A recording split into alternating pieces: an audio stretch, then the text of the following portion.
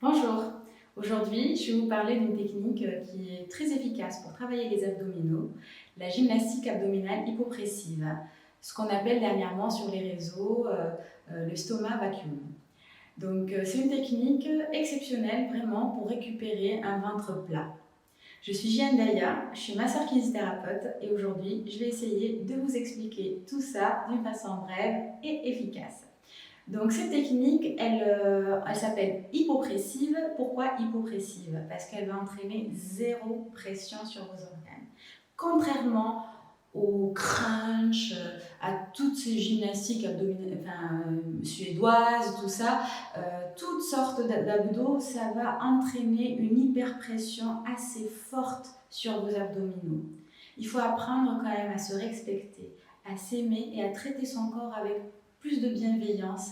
Comme ça, voilà, il faut prendre soin de soi. Donc cette technique, elle consiste en des aspirations diaphragmatiques.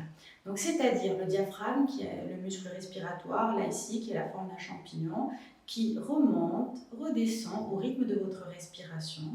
On va venir aspirer, le remonter sur une expiration, une apnée expiratoire, c'est-à-dire on va vider complètement les poumons, on va souffler, et là on se met en apnée et on aspire, on avale le ventre.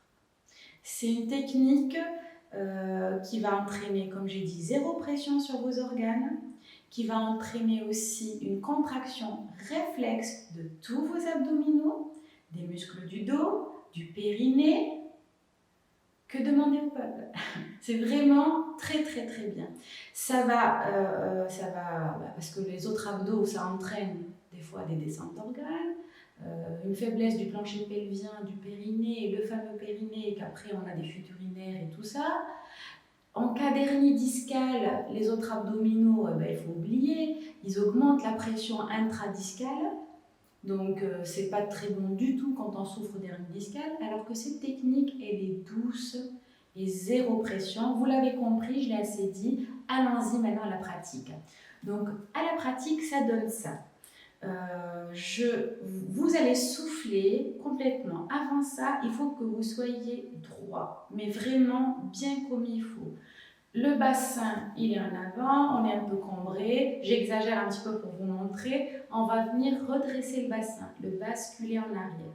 Donc au début, balancez votre bassin d'avant en arrière. Rien que ça déjà, ça fait du bien déjà. On inspire et on souffle. Voilà. Une fois qu'on y est, que vous avez eu ce mouvement-là, je reste basculé en arrière. Tout est droit. Attention, les épaules, il ne faut pas qu'elles soient hautes. Vous pouvez faire ce mouvement-là et pouf, vous relâchez comme ça vraiment. Vos épaules sont les plus basses possibles. Au niveau du cou, attention, il ne faut pas être en avant. Il faut rentrer le double menton. Et là, comme si vous aviez quelque chose qui vous tirait vers le haut. J'insiste vraiment sur cet alignement parce que c'est une technique particulière où on va remonter le diaphragme. Le diaphragme, il a des attaches partout, même dans le dos. Donc si vous le faites alors que vous n'êtes pas droit, vraiment vous risquez de vous faire mal, oubliez, ne le faites pas. Je fais une autre vidéo un peu plus longue, je vous laisse, elle apparaît en descriptif, vous pouvez aller voir, où vraiment je vais expliquer les tenants, les aboutissants, le rôle du diaphragme et tout ça en plus détaillé. Voilà, donc allons-y, on continue. Donc on a dit on souffle, une fois qu'on a fini de souffler, on bloque.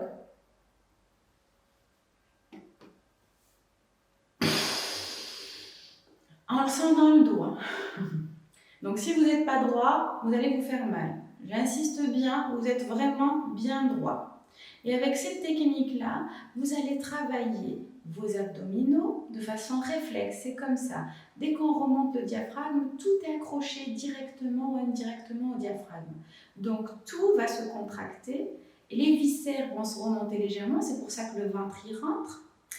Les abdos profonds, le transverse, les obliques, les grands droits, tous vont se contracter, les muscles du dos et le périnée, tout se contracte à la fois. Et vous n'avez rien à faire, juste à bien aspirer le diaphragme. Donc on recommence pour j'inspire, je souffle, je suis bien droite.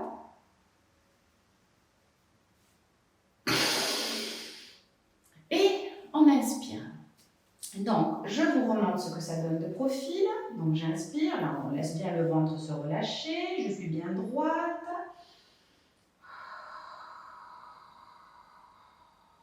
Je bloque.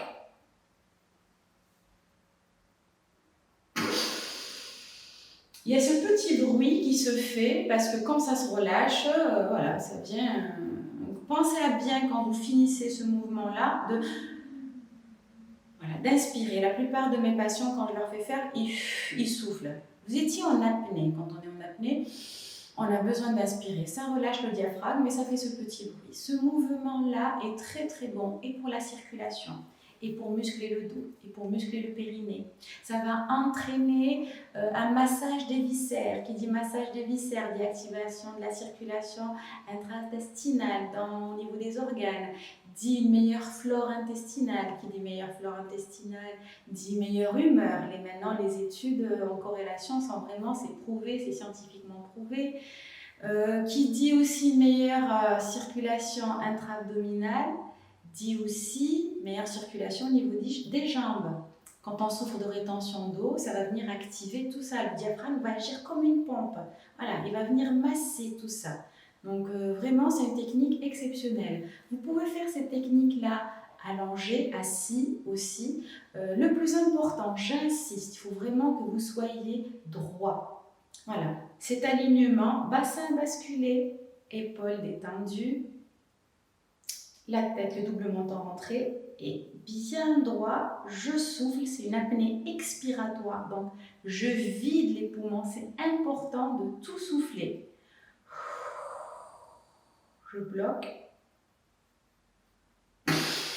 Et je relâche. Vous pouvez le faire aussi également allongé. Alors attention, allongé, pas les jambes tendues. Il faut que les jambes soient repliées, pieds à plat.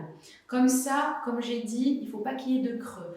Vous basculez le bassin. Si vous n'arrivez pas à visualiser comment on bascule le bassin, ben c'est simple. Vous mettez la main dans le creux entre vous et le sol et il faut que ce creux soit le plus effacé possible. Il ne faut vraiment pas que vous soyez cambré, sinon vous allez vous faire mal. Donc voilà, vous pouvez le faire allongé, assis, debout. On peut le faire aussi dans plein d'autres positions, à quatre pattes, en squat. Donc tout ça, on va faire d'autres vidéos pour vous expliquer tout ça. Vous les aurez pour la suite, pour les prochaines fois à venir. Donc si cette vidéo vous a plu, je vous invite à liker, à partager. Et si vous avez des questions, vraiment n'hésitez pas à me les mettre en commentaire, je me ferai plaisir de vous répondre. Et si vous voulez aller un peu plus loin dans cette pratique, il y a une vidéo plus longue où j'explique tout ça en détail. Je vous remercie et je vous souhaite de passer une très belle journée.